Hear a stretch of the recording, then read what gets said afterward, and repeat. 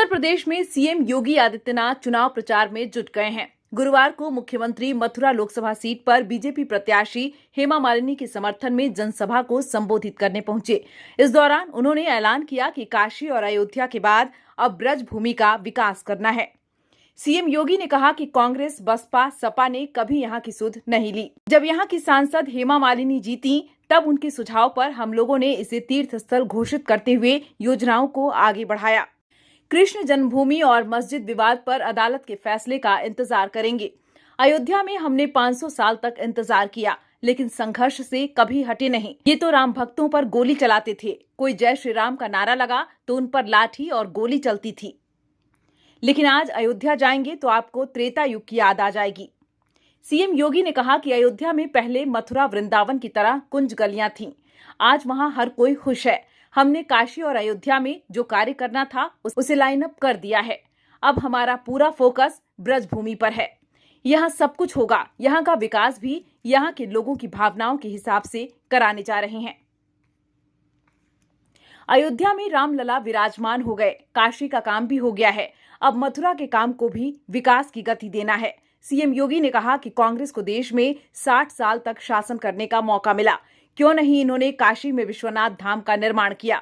मोदी जी तो पिछले 2 बार से ही सांसद हैं। मुख्यमंत्री ने पूछा, पहले की केंद्र और राज्य की सरकारों ने क्यों काशी के बारे में सोचा? क्यों नहीं उन्होंने मथुरा वृंदावन के बारे में सोचा? आखिर सपा, बसपा, कांग्रेस सभी को आपने अवसर दिया था। यहाँ पर नंदगांव, गोकुल, गोवर्धन, बरसाना, मथुरा, वृंदावन सभी को तीर्थ स्थल बनाने का कार्य था। ये सब भाजपा ने किया। कांग्रेस को देश के अंदर 60 वर्ष तक शासन करने का अवसर प्राप्त हुआ था। क्यों नहीं इन्होंने काशी में काशी विश्वनाथ धाम का निर्माण कर दिया? मोदी जी तो पिछले 2 बार से ही काशी से सांसद हैं, लेकिन कांग्रेस को तो 60 वर्ष लगे थे और 60 वर्ष तक उनका प्रतिनिधित्व काशी से था। क्यों नहीं उन्होंने अपना प्रतिनिधि, और क्यों नहीं कांग्रेस की सरकारों ने, केंद्र और राज्य सरकारों ने काशी के बारे में सोचा? क्यों नहीं उन्होंने मथुरा वृंदावन के बारे में सोचा? आखिर सपा, बसपा, कांग्रेस इन सभी को आपने अवसर दिया था। यहां पे नगर निगम बनाने का काम हो, यह भी भारतीय जनता पार्टी की सरकार ने किया। यहां पे मथुरा, वृंदावन, बरसाना, गोकुल, बलदेव, गोवर्धन, नंदगांव इन सभी क्षेत्रों को तीर्थ स्थल घोषित करने का कार्य था।